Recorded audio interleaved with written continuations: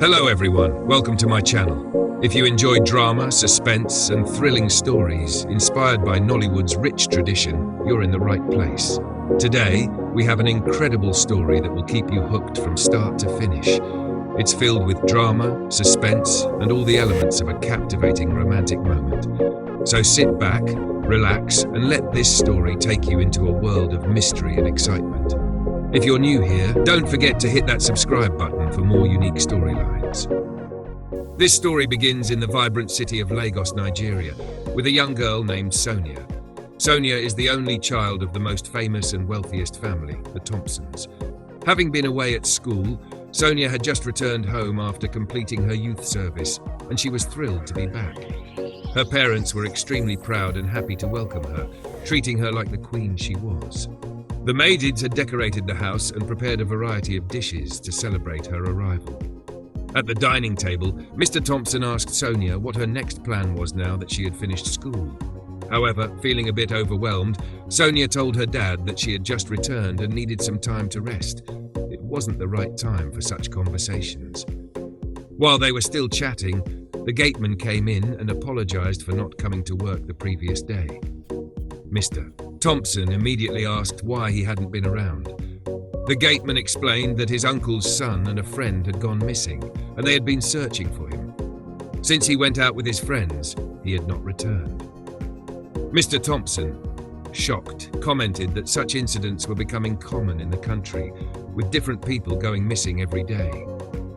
He expressed his disappointment that the government was not doing anything about it. Saddened, he wished the gateman luck in finding his uncle's son soon. After that, the gateman returned to his post, and Mr. Thompson and Sonia continued their conversation about life after school. However, Sonia eventually ended the conversation politely and went back to her room. Meanwhile, Sonia had been in a secret relationship with a handsome young man named Victor during their school days. One day, as they had planned, Victor took Sonia out on a date. They went to a beautiful eatery with a pleasant atmosphere where they ate, drank and chatted, enjoying their time together. As they were getting ready to leave, a car suddenly pulled up in front of them. To their shock, it was Sonia's dad, leaving them terrified. Mr. Thompson, seeing the two of them together, immediately ordered Sonia to get into the car. Sonia quickly signaled Victor to go home, promising to call him later. Victor stood there, staring at Sonia, confused and surprised because he had no idea what was going on. When they got home, Sonia's dad asked her what she was doing outside with a total stranger. Sonia replied that Victor was not a stranger but her friend. Surprised, he said, "Friend?" and warned her that he hoped Victor was just a friend. Otherwise, she wouldn't like what he would do if he found out Victor was more than that. After that, he went to his room, leaving Sonia perplexed. Later that night, in her bedroom, Sonia called Victor to apologize for what happened earlier. She explained everything about herself, revealing that she was the only child of Mr. and Mrs. Balogun Thompson. Victor was stunned because Sonia had always acted like she was from a humble background at school, and he had no idea she was part of the wealthy Balogun family.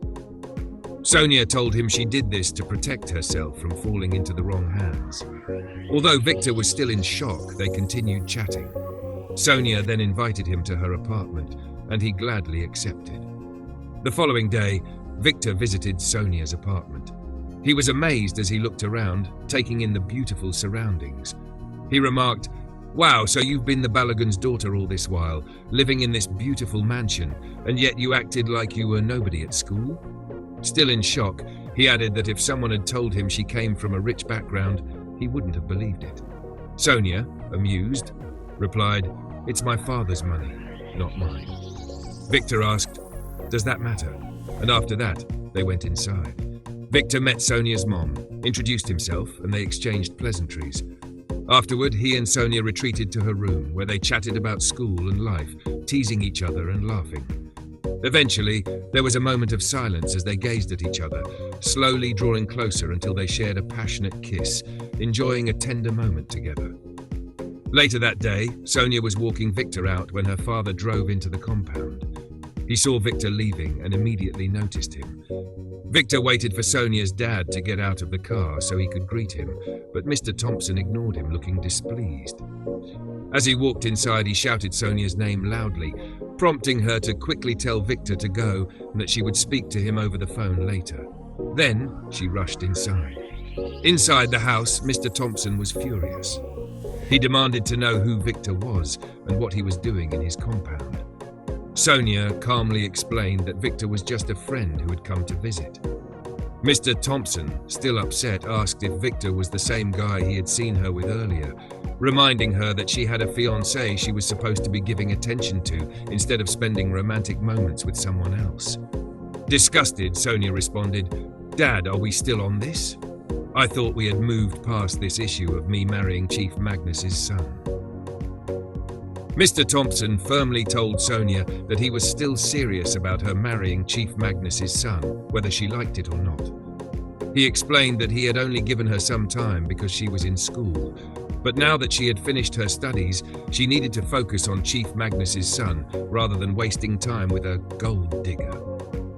Sonia responded, "Dad, you don't even know this guy and you're already calling him a gold digger? That's not fair." Her father, now angry, asked if she was talking back to him.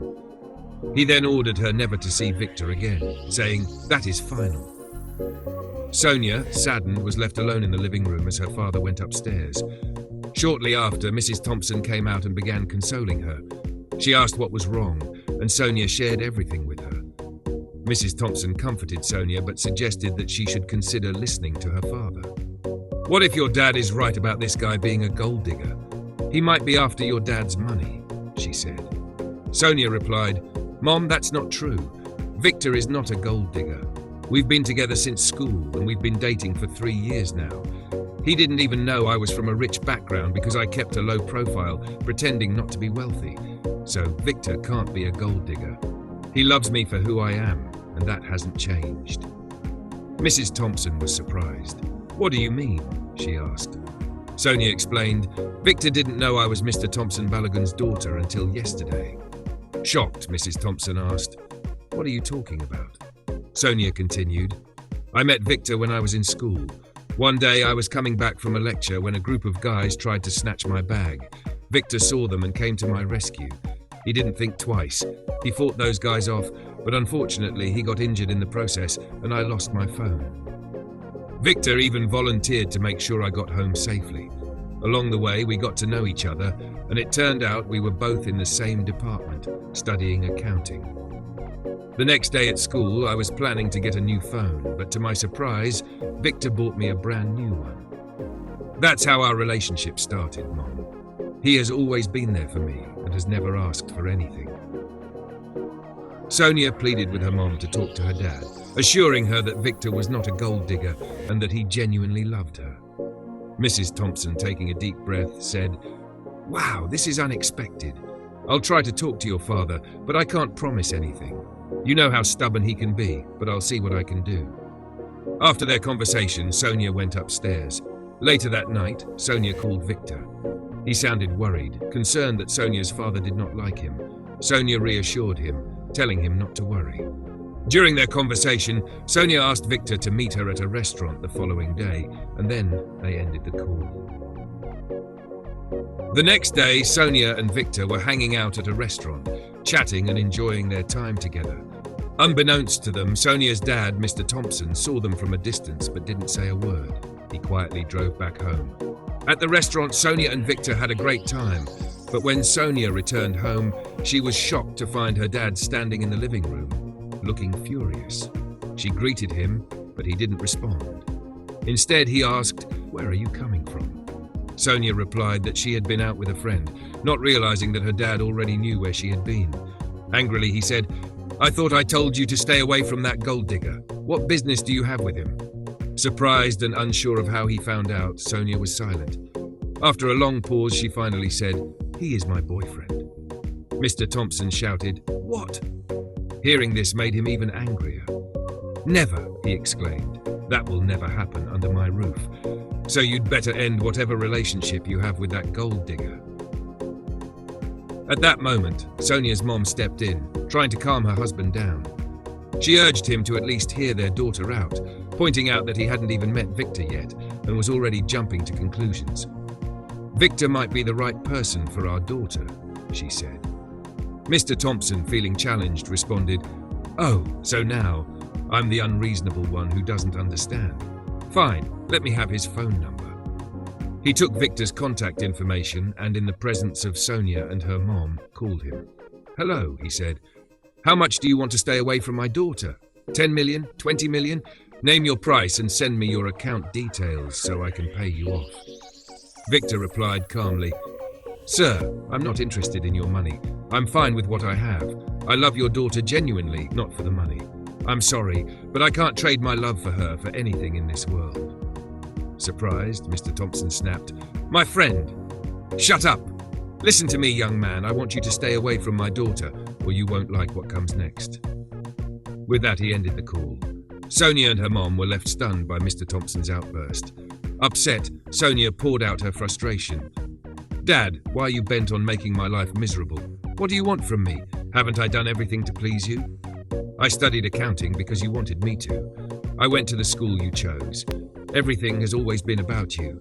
Just this once, I found something special for myself, but no, you won't let me be." She broke down in tears as she spoke. To their dismay, Mr. Thompson showed no empathy. Instead, he coldly said, "Listen to me, young lady. Your fiancé, Chief Magnus's son, will be back in the country soon. So, you better forget about whatever you think you have with that gold digger and prepare for your marriage." Sonia, through her tears, replied, "Dad, I'm not marrying Chief Magnus's son. It's either Victor or nobody." Mr. Thompson, now furious, said, "Then consider yourself disowned, and you will lose everything, including your inheritance." Sonia, angry and hurt, said, "So be it," and stormed upstairs to pack her belongings. When she came back down, her mother was surprised and tried to stop her, but Mr. Thompson sat there watching without uttering a word. Sonia left the house, slamming the door behind her. Later that day, on her way to the park, Sonia called Victor. She informed him that she was on her way to his place. Victor was surprised and tried to find out what was going on, but she told him not to worry, saying she would explain everything when she got there. Victor agreed and asked her to let him know once she arrived. That night, Mr. Thompson was in the living room when Mrs. Thompson approached him, worried about their daughter's whereabouts. She tried to persuade Mr. Thompson to call Sonia, but he was stubborn and refused. He said, "Let her go wherever she wants. When she faces something she can't handle out there, she'll come back to me," leaving his wife devastated. Despite this, Mrs. Thompson continued pleading with him to call their daughter. After much persuasion, and with Mr. Thompson still refusing, she decided to call Sonia herself, but got no response. She tried several times, but was unable to reach her, growing more anxious as it was already late. She asked her husband, "Where could our daughter be at this time?" Mr. Thompson sarcastically replied, "She must be with that foolish boyfriend of hers." Mrs. Thompson retorted, "How are you so sure? What if our daughter is missing?" But Mr. Thompson refused to listen, dismissing her concerns as emotional overreactions before heading to bed. The next morning, both Mr. and Mrs. Thompson became even more worried when Sonia still hadn't returned. They tried calling her repeatedly, but still couldn't reach her.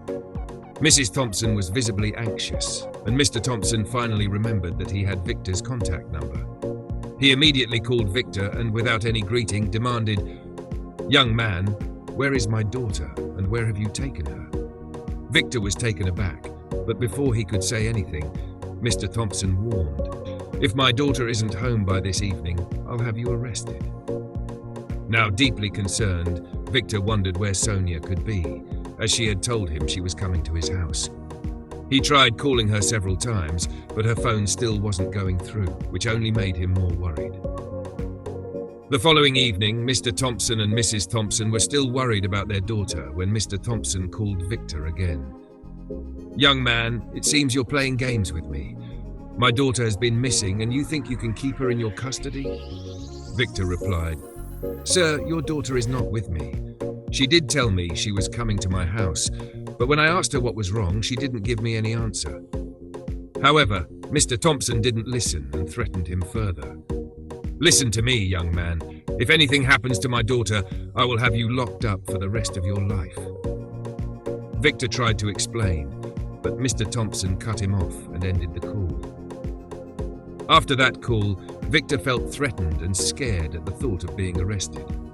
He immediately picked up his phone and called his best friend, Maurice, saying it was an emergency and that he was heading to his house right away. Surprised by the fear in Victor's voice, Maurice asked what was wrong, but Victor said they would discuss it when they met and ended the call. Quickly, Victor grabbed a few clothes and hurried out of the house. Later, at Maurice's house, Victor sat looking confused and worried. Maurice, seeing his state, asked, "Bro, what's wrong?" "It's my girlfriend, Sonia," Victor answered. "Your girlfriend? What happened? Did you two have a fight or something?"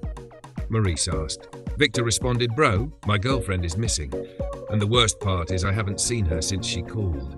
Her father is threatening to arrest me if I don't tell him where she is, which is why I ran away from my house."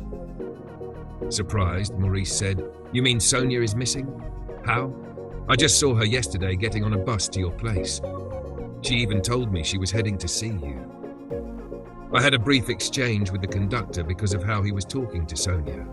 I actually spoke to her just before she got on the bus, and I asked her to send my regards to you. I even thought about calling you to let you know, but it slipped my mind. And now you're saying she's missing? How is that even possible?" Victor, now more curious, urged Maurice to recall what he could about the incident. Maurice remembered how the conductor seemed rude and acted strangely, which made him think something was off.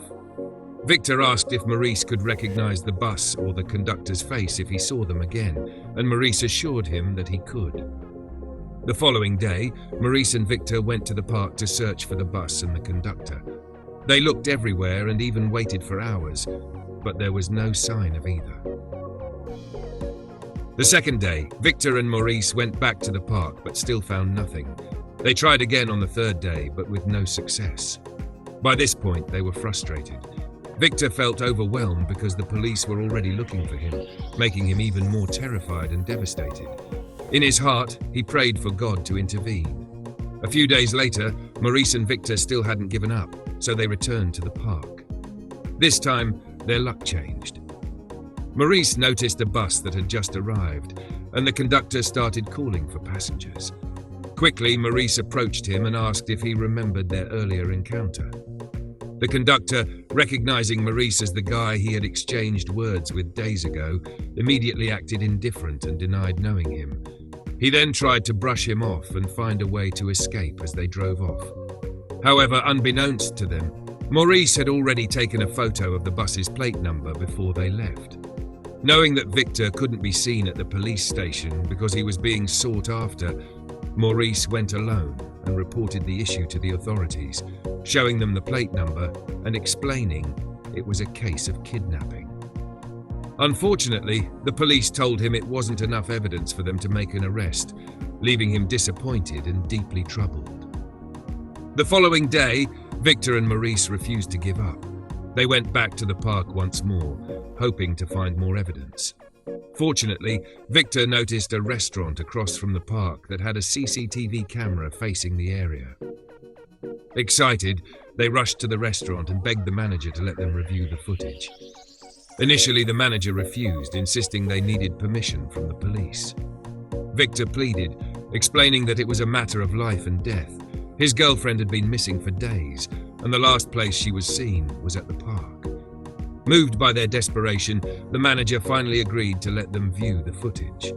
To their shock, they saw Sonia on the CCTV footage getting into the same bus with the conductor, who had previously denied any involvement.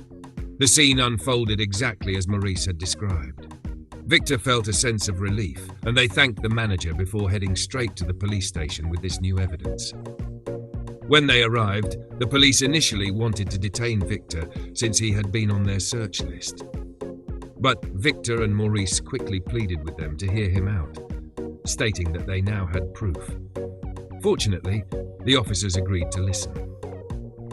Finally, after reviewing the concrete evidence, the police took immediate action.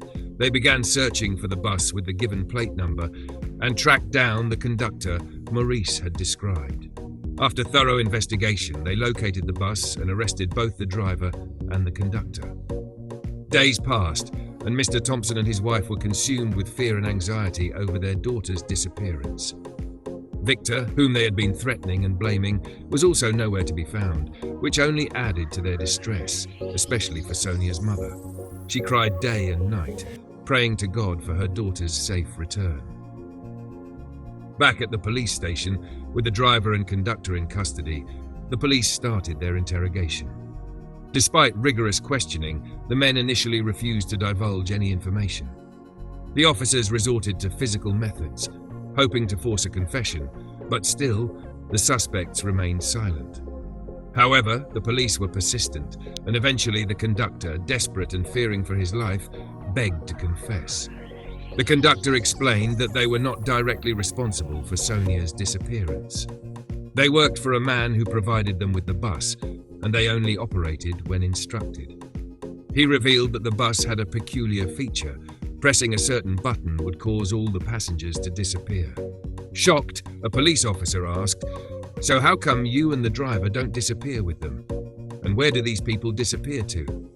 This time the driver spoke up, explaining that they were given a special wrist device that prevented them from disappearing, leaving the officers stunned and puzzled. "This is really strange. How is this even possible?" they thought to themselves. Another officer asked, "So where do these people go?" Both the conductor and the driver claimed they had no idea. They only did their job as instructed by their boss. Curiosity piqued among the officers.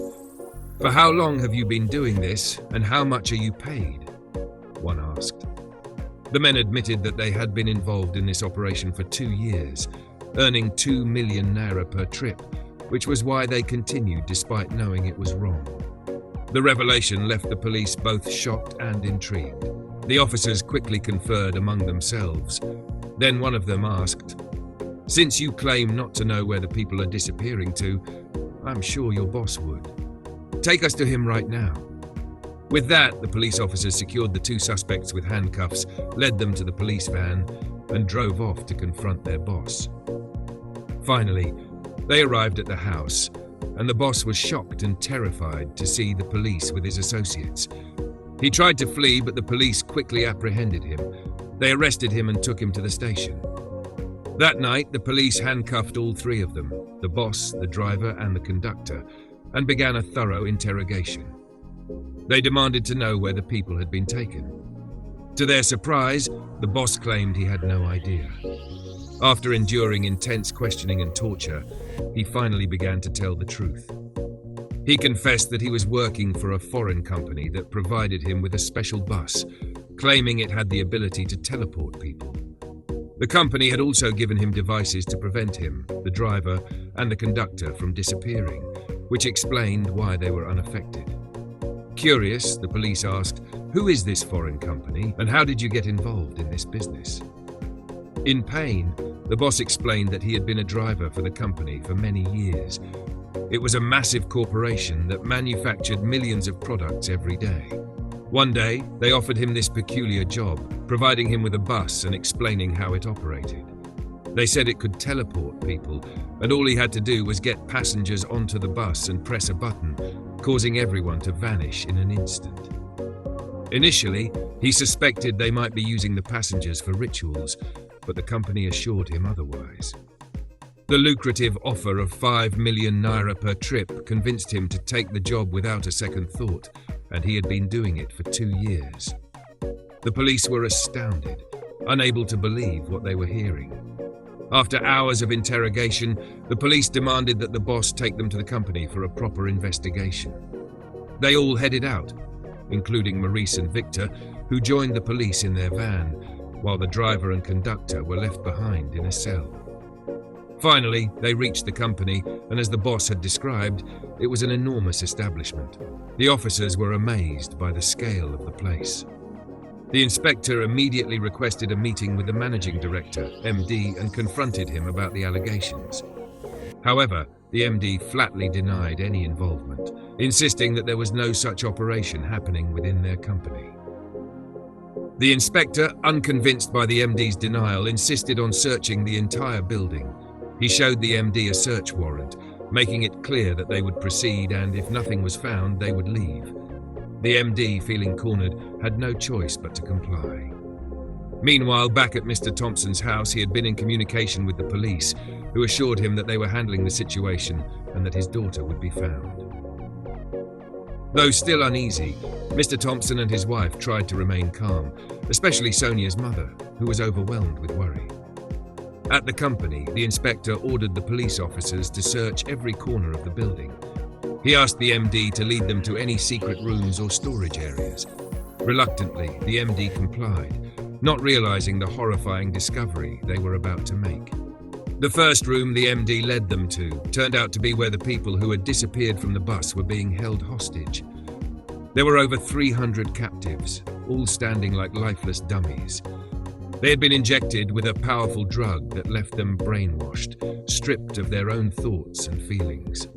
The drug was designed to make them work tirelessly, without a sense of weakness or fatigue, following commands robotically. This was how the company managed to supply millions of products to their customers, the MD confessed, leaving the police officers stunned and horrified. While the police were absorbing the shocking revelation, Victor and Maurice frantically scanned the crowd, searching for Sonia. After almost losing hope, Victor decided to take one last look, and to his relief, he spotted Sonia in a corner, appearing lost and vacant. Overcome with emotion, he shouted, "I found her! Sonia!" He waved and called out, but Sonia did not respond. She was no longer aware of who she was. The inspector, determined to find a solution, asked the MD if there was a way to reverse the effects of the drug and restore the victims. The MD confirmed that there was an antidote, a liquid that could counteract the drug's effects. He brought out the antidote, poured it into a water can, and instructed the captives to drink it. One by one, they complied, taking sips from the water can. One by one, the captives began to regain their senses, confused about their circumstances. Victor rushed to Sonia, who was equally shocked to find herself in such a place. He hugged her tightly, promising to explain everything later. Among the rescued was the gatekeeper's son, who had also been missing for days, prompting jubilation among everyone present. The police wasted no time, arresting all those involved in the crime and shutting down the company, taking the perpetrators into custody. Later that day, the police contacted Mr. Thompson and his wife, giving them the address of the company so they could come and reunite with their daughter. When they arrived, the joy of seeing Sonia again was overwhelming. She ran to embrace her parents, especially her mother, who was relieved and ecstatic to find her daughter safe. Recognizing his mistakes, Mr. Thompson apologized to Sonia for being overly protective and not listening to her needs. He admitted that his actions had indirectly led her into danger. Sonia forgave him and they embraced, restoring their bond. Mr. Thompson then turned to the police officers, thanking them for bringing their daughter home unharmed. The officers clarified that it wasn't them who had rescued her. It was a young man who had truly cared and had gone to great lengths to find her. When Mr. Thompson inquired about this young man, Victor stepped forward. Shocked and amazed, Mr. Thompson immediately apologized to Victor for all the wrongs he had done and expressed his gratitude for saving Sonia. Victor smiled, and to his surprise, Mr. Thompson then asked, "What do you think about dinner at my house tomorrow night?" An excited Victor responded, "Yes, sir, that would be great." Sonia beamed, and they shared a joyful hug. The following night at the Thompson household, Victor arrived for dinner and the atmosphere was filled with warmth and happiness. Sonia looked glamorous, and Victor was equally radiant. Breaking the silence, Mr. Thompson announced, "I have approved your relationship with my daughter. You have my blessings now." Sonia, thrilled, shouted, "Dad, for real! Thank you so much! You're the best dad in the world." She hugged him tightly, and Victor expressed his gratitude as well. "And that's not all," Mr. Thompson continued. "You said you studied accounting, right?" Victor replied affirmatively. "Well, I'm going to offer you a job in my company. You'll be heading a department. Is that okay with you?" Overjoyed, Victor jumped up, filled with gratitude and excitement, leaving everyone smiling. He and Sonia exchanged glances, holding hands, while Mr. Thompson and his wife beamed with pride. Together, they enjoyed their meal, celebrating new beginnings. Thank you for joining us. Don't forget to subscribe to my channel for more interesting and captivating stories.